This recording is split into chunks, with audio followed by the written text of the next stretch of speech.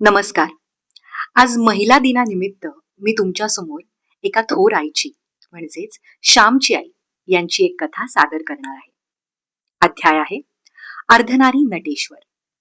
सुरू करते. मे महिन्याच्या सुट्टीत मी घरी गेलो होतो. इंग्रजी चौथीत मी गेलो होतो. मी घरी गेलो म्हणजे आईला आधार वाटे, कारण ती नेहमी आजारी असे. एक दिवस ताप येई, दुसऱ्या दिवशी ताप निघाला की ती पुन्हा कामाला लागावयाची. ताप आला की निजावयाचे, ताप निघताच उठावयाचे. ती फार अशक्त झाली होती. मी आलो म्हणजे तिला बरे वाटे.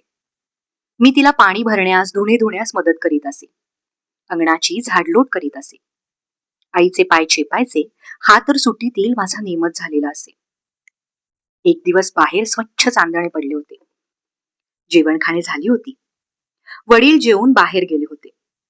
धाकटे भाऊ झोपी गेले होते. आईचे उष्टे शेण वगैरे झाले. आई मला म्हणाली, श्याम, थोडे दळायचे का रे? का तुझे हात दुखतायत? संध्याकाळी तू खणले आहेस. गोळीचा दळा केलास ना? हात दुखत असले तर नको हो. मी म्हंटले, मुळीच हात दुखत नाहीत. जात्याच्या खुंट्याला तुझा व माझा हात दोन्ही असतात. तुझा प्रेमळ हात माझ्या हाताला लागून मला शक्ती येते. चल, मी अंगणात जाते घालतो, पोत्यावर जाते घालतो. आईने घाल म्हणून सांगितले. मी अंगणात जाते घातले. आईने दळण आणले. दुसऱ्या दिवशी आंबोळ्या करावयाच्या होत्या. मला आंबोळ्या फार आवडत असत. मायलेकरे अंगणात दळत होती व चंद्रवरून अमृताचा वर्षाव करीत होता. मंद गार वारा सुटला होता. आई ओव्या म्हणत होती व ओव्यात श्याम बाळ असे माझे नाव गुंफीत होती. मला आनंद वाटत होता. दळणाचे काम मला लहानपणापासूनच आवडायचे, कारण त्यामुळे आईची सेवा करता येत असे. आई बरोबर दळीत असता मी जात्यात वैरण घालावयासही शिकलो होतो. आम्ही दळत होतो. दळणाचा आवाज ऐकून शेजारच्या जानकी वहिनी आल्या. बाई, हे काय? श्याम का दळतो आहे? मी म्हंटले, आज रात्री एकट्या कशा दळीत बसल्यात म्हणून पाहायला आले. श्याम, हे रे काय? तू इंग्रजी ना शिकतोस? जानकी वहिनी मला म्हणाल्या. मी आईला विचारले, आई, दळायला हात लावला म्हणून काय झाले? आई म्हणाली, श्याम, अरे जानकीबाई थट्टा करतात हो तुझी. त्यांचे तुझ्यावर खूप प्रेम आहे म्हणून पाहावयाला आल्या. अरे, काम करणाऱ्याला का कोणी नावे ठेवील? आणि आईला मदत करण्यातली कसली कोणाची लाज? आईला मदत करणाऱ्याला हसेल तो रानटीच समजला पाहिजे.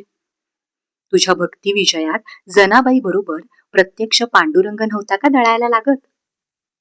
हो, खरेच आहे. पण खरे असेल का ग ते आई? देव कबीराचे शेले विणू लागे, जनाबाईचे दळण दळू लागे, धुणी धुवू लागे, नामदेवाच्या पाठीमागे उभा राहून कीर्तनात टाळ वाजवी, नाचे. खरे का ग हे सारे आई? असे मी विचारले. बसा ना जानकीबाई, अशा उभ्या का? असे जानकीबाईस विनवून आई मला म्हणाली, श्याम, अरे, खरेच असेल ते. देवावर ज्यांची श्रद्धा असते व त्याचे स्मरण ठेवून जे काम करतात ना, त्यांना देव मदत करतो.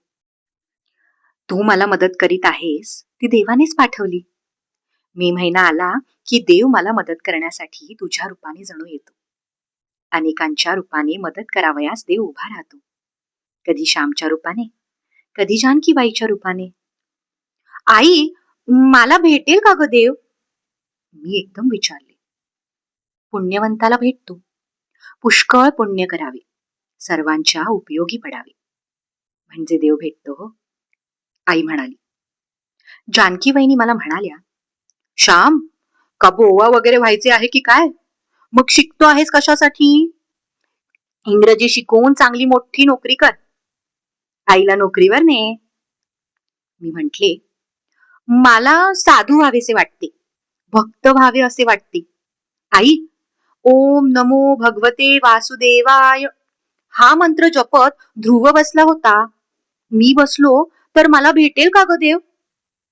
आई म्हणाली, बाळ, ध्रुवाची पूर्वपुण्याई केवढी थोर, त्याचा निश्चय किती अभंग.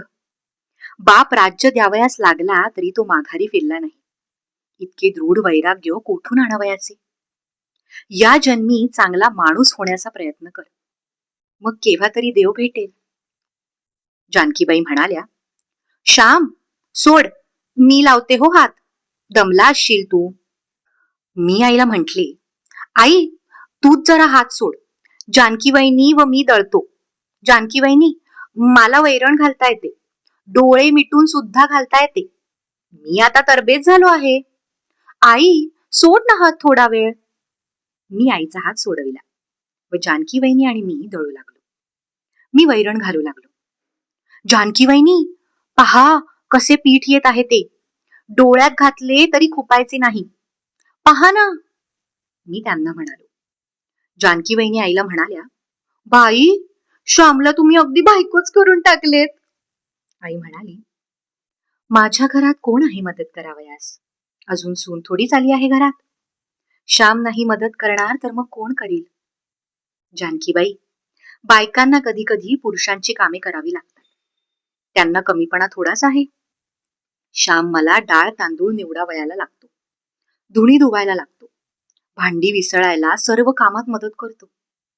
त्या दिवशी माझे लुगडे धुतले हो. मी म्हंटले, श्याम, लोक तुला हसतील. तर म्हणे कसा, आई, तुझे लुगडे धुण्यात माझा खरा आनंद आहे.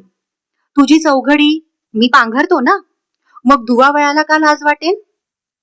जानकीबाई, श्यामला काही लाज वाटत नाही हो. मी श्यामला बायको करून टाकले आहे तरी त्याला ते आवडते.